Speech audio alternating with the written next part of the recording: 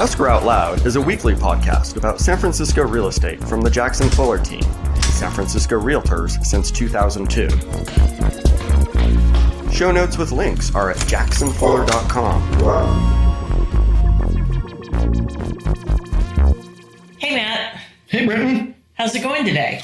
It is going pretty good. We are recording this towards the end of November, which means we are getting towards the end of the San Francisco real estate season for 2019. This is true. And we also have had a great second half of the year, and we have a very special guest star on the podcast today. We are thrilled to have our friend and client with us, Kay. And Kay, why don't you tell us a little bit about yourself? Just introduce yourself to your adoring public. Okay. Well, let's see. I'm a native Californian.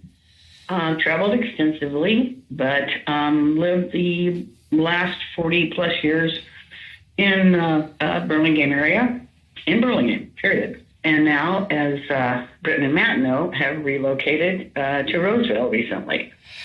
I worked at the Bay Meadows racetrack until the property was developed, and then now I do some consultant work. Semi-retired, I guess you'd say. You'll never retire, Kay. I know. Isn't that terrible? Neither will you, Britton. So is that enough? That's great. Boring lifestyle? You are the farthest from boring that we know. I didn't think it was boring at all. So you mentioned your home in Burlingame, and we were fortunate enough to help you sell that lovely home. How long had you lived there? Over 40 years, yes. Mm-hmm. And when you bought it, it was almost brand new. Is that correct? It was a year and a half old, yes. And but do I remember that you and Webb had actually lived there as tenants the first year?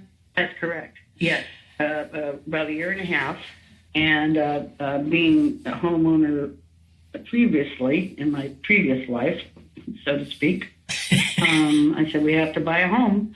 We must buy a home. We're not going to be renters our entire life. And so he said, "Well, how about this place?" So I called the manager of that property and struck a deal. And the rest, the next 40 years was history, right? That's right. So do you remember seeing it when you were looking at it, or did Webb just pick it out of the paper and say, "Hey, we're taking this one"? No, actually, we hired a realtor to tour San Mateo, Millbrae, Belmont, and Burlingame, which Burlingame is my first choice. And she took us to, she intended to take us to several places, but it was the second place we saw, and I said, "This is it. I'm good."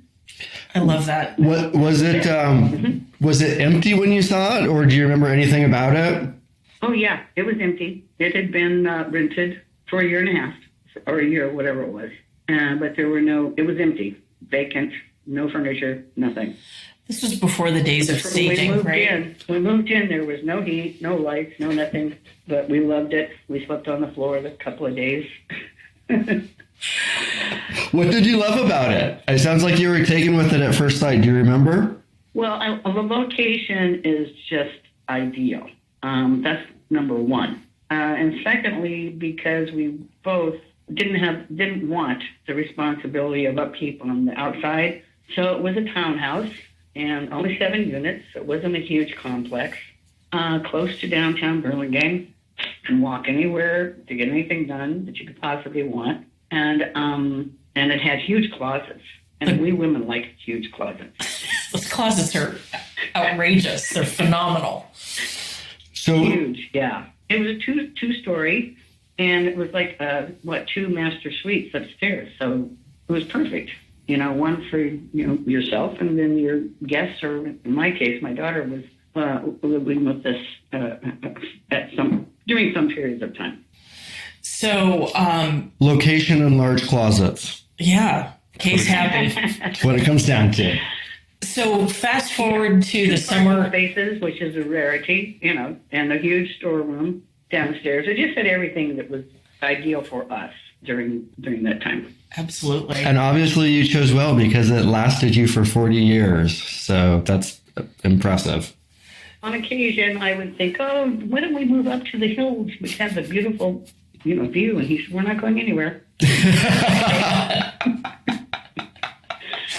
That settles that. That settles that. Webb has spoken. So fast forward to this summer when we accidentally found your dream home and got you into contract on, your second dream home. And we got a contingency for the sale of your home in Burlingame, and we needed to get it on the market fast. So I know you had a ton of stuff to do to get the house ready, but what was it like going through the process of getting your place ready to sell it when you were still living in it? It was a challenge, putting it mildly. But, that's kind of my lifestyle. So, all right, let's just dig in and get it done. And we did. When you say challenge, was it just the amount of things to do or the time frame or the number of people involved or anything in particular that stands out? Well, definitely the time frame, because there was a pressure of the deadline. Even though I'm not a pack rat, you still have 40 years of life there. Memories. Yeah. Well, there are things there that I thought were wonderful. There probably were some things that maybe potential buyers would not think was wonderful. Well, it was a well-loved house and very lived in, and that's not an insult. I mean, it was just, you had lived there for 40 years, and many buyers these days are accustomed to walking into a place that looks like a Pottery Barn catalog. And hey, guess what? After you live in a place for 40 years, it doesn't look like a Pottery Barn catalog. It's impossible. No. So it's like a K Webb house. Yeah, exactly. Well, so when we tried it to sell it with your furniture still there and not having painted, and long story short, it didn't work. We didn't get much great feedback. People liked the size of the space, but a lot of people were having trouble trying to visualize their own belongings there because it was so personalized with your items there. Again, not an insult, just what people are used to. So we let the other house go and we went back to plan A, which was let's move you out, put your stuff in storage, paint, put new carpet in, do new floors, do some new lighting, and stage.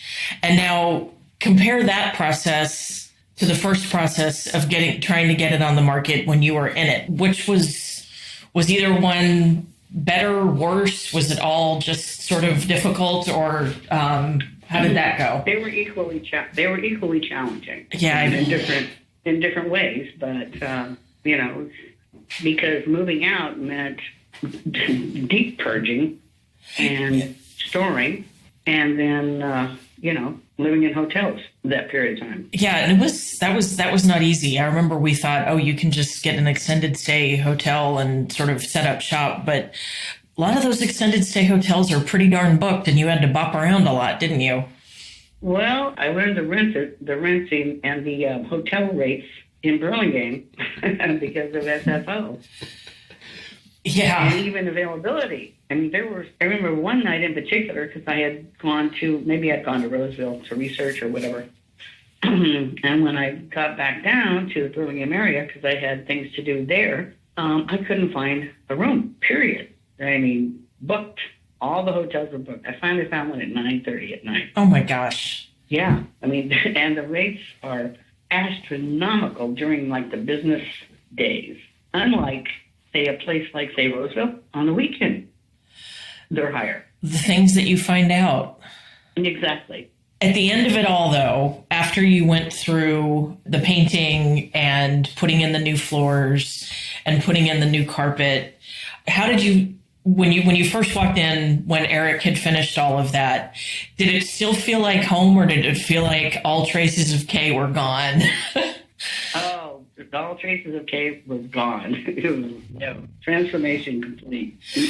So can I ask you a super blunt question? Did it hurt your feelings or did it bum you out? Were you like, oh, I can't believe we had to do this to sell the place? Or were you like, wow, whatever? You know what? I can't even express to you the number of different emotions. I mean, it ranged from like, oh my God, what did they do? Or, oh my gosh, it's really kind of nice. To, this isn't my house anymore. I mean, just A to Z emotions. I totally understand that. And I remember having some of these conversations with you when I was saying, I know it's not what you would have picked. No. But I did, in the meanwhile, I have, been educated to the market that, I mean, you can just go into like Penny's or any of the linen departments, and you don't see much other than white and gray. It's true. That's it, folks. It's amazing. It's the palette of 2019, right? I'm telling you, that is it. There's no, never mind. Well, white and gray. After all of that, after you went through all of the emotion and just the all the work that you put into it yourself, I mean, you personally packed up a ton of stuff and purged a ton of stuff and decided what was going, what you were keeping, what you were going to pack up, and then picking out managing the process of the flooring installation and the painting and all of that. And then we got the staging put in, and it again did not look like a K-Web house anymore. But once the actual staging went in, did it become exciting, or was it still kind of traumatic at that point? It was less traumatic because I'd already kind of, the knife had been sharpened, so the cut was a little cleaner, Yep. So, I'd already been kind of banged around mentally and emotionally. So now I was like, okay, this is what it is. So, and I think one step at a time, we're getting closer. I think most importantly at that point, I had released on that was my home. That was no longer my home. Right. And I think you kind of highlight something that's really important and unique to home sales, which is like when you're selling stocks or mutual funds or bonds, you're not emotionally attached to them. You're like, okay, that's a sale. Maybe I wanted to keep them longer. Maybe I'm happy about it or not. But it's a very different process when it's, your house and you've been in it. Well, and Matt, when I remember when the flooring guy was there and Britton was there and we were choosing the flooring and this and that and the other thing, I really kind of just took a step back. I remember that day when I was saying, this would go really well with the palette for the staging. And I remember you literally physically took a step back and you pointed at me and you said something like, you're in charge. That's right. That's right. And I mean, I knew I had to make the best decision possible on your behalf to get you the most money for your home. And exactly. I mean, I knew. It's not like I didn't know in the beginning, but at that point, it was like, I'm hands off now. I'm not. This is no longer. I'm handing off. If I'm the relay team, I just handed off the baton. Yep, hand off the baton. And so it went from. I mean, we sort of went full circle because when you and I first sat down in about, I don't know, May or something of this year, we talked about the best plan would be, let's get you into a rental, move everything out, paint, do new floors, do some minor cosmetic upgrades and stage. And then until I found that the dream home. Exactly. And I was like, okay. And then everything got accelerated and we gave it a shot and it didn't work. But then I have to hand it to you. You were such a rock star, just going pedal to the metal to pack up everything and get the place empty so we could give it a fresh start right after Labor Day. And we came on the market something like, I don't know, maybe two weeks after Labor Day, something like that. And then we had 2 offers and it sold for over asking within 10 days. And then in the meantime, you'd been going through the drama of living in hotels for a few months to make this all possible. But I mean, at the end of all of it, you got a great price for your home. So looking back on it, all of the drama, was it worth it? Well, yes, because, the mission accomplished. Exactly. So. And then we found you a new place that was already staged, right? It was interesting because we looked at so many places up in the Roseville area that were not staged, and the one that you bought was staged. And that one just stood out to me as that stood out to me as an interesting sort of continuation of the events, because most of the places that we saw were either completely vacant or owner occupied. But then here's this one that's staged, and it's the one that you ended up buying. Yes. So if a friend said to you, oh, I want to sell my place, but I don't want to move out, I want to just do it like it is today, would you have any advice for that person? Oh, for sure. No, don't even think about doing that. Mm-mm. Not if you're sincere and want to move things along, because otherwise, it's torture anyway. If you're there, you've got to be able to vacate at a moment's notice. Right. That's no way to live. And keep it tidy all the time. All the time. Yes. Showing ready. Yes. Yeah. No, it's just, it's tougher initially, but there's no other way to do it. That's that. That is some great K-Web advice right there, ma'am. She has spoken. I believe a microphone has been dropped. There is no ifs, ands, or buts. I mean, just if you're going to do it right, and that's the way to do it. Not easy. And I think that's a really key thing. Like, it's selling your home it's a very emotional process. And it can be difficult to manage the emotions around it, especially when you've been there for 40 years. But to get it done, I mean, the purpose of selling your home is to make as much money as possible. And to make that, to get as much money as possible, you have to make it look as good as possible. And that's right. That usually requires subtracting yourself. Go with, what's I couldn't believe the uniform color scheme. That was just beyond my comprehension. What? I can't emphasize enough of how you need to research this era. I don't know if, I remember the horrible mauve era. Yeah. We're all still scarred. Harvest gold and avocado green. I remember that one, too. There you go. Oh, boy. Are they back yet? No, right now, I mean, you guys, no, I think you may not be in a millennial set, but they have a definitive color scheme that they are interested in. And those are mostly the buyers. Yeah, it's definitely, I mean, a lot of the people who came through your place were definitely in that cohort. So, yes, in that area, yes. Yeah, definitely.